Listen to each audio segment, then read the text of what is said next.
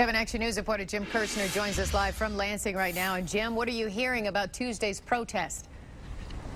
Carolyn, I can tell you we're hearing the state police cars drive by just out of camera range right now. I've seen them pull into the parking lot right here next to the state capitol by the dozens. There are also temporary road signs out on the freeways here on the outskirts of Lansing, directing buses where to bring in those protesters. Talk about school being out. This is a civics lesson that actually started in Detroit this morning when the Democrats tried to get the governor to delay the right to work vote here tomorrow. He said no, and he puts it back on them, saying when big labor and the Democrats put Proposition 2 on the November ballot that would have put collective bargaining rights for unions into the state constitution, voters said no. The governor says that's why he's moving forward. But I made the point to him to say, if you go forward with this, you're going to create a environment involving labor issues that this could rise to the level where I might not be able to keep it off my agenda, and unfortunately that's what's happened. So I'm not happy about being in this situation, but given it's here, I'm going to do what I believe is best for the citizens of Michigan, my customers. The governor met face-to-face with these top Democrats in Congress from Metro Detroit.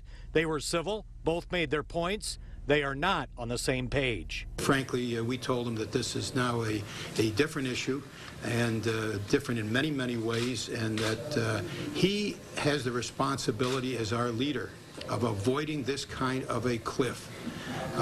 It's not good enough, we told him, for him to say that he'd like to get this behind us. Emotions were brought right to the governor's Detroit doorstep. These protesters. The vote is over right to work. People can choose not to join a union in their workplace, ending decades of Michigan being a closed shop state. And for this governor, it is a flip-flop in his position. He sells it as good for business, good for jobs, a worker's right to choose. He's been called dishonest in that assessment and caving in to the far right.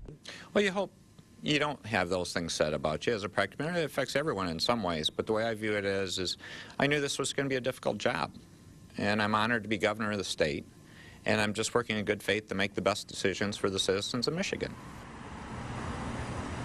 Now, President Obama came to town. He is not directly involved in this politically, but he certainly took the opportunity and his national stage to talk about the Lansing showdown. What we shouldn't do, I just got to say this, what we shouldn't be doing is trying to take away your rights to bargain for better wages or working together. We shouldn't be doing that.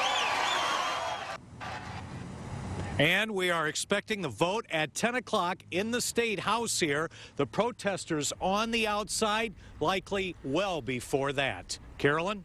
Jim, any idea how many of these protesters went through the training that we reported on Friday, so it will remain peaceful tomorrow instead of any violence?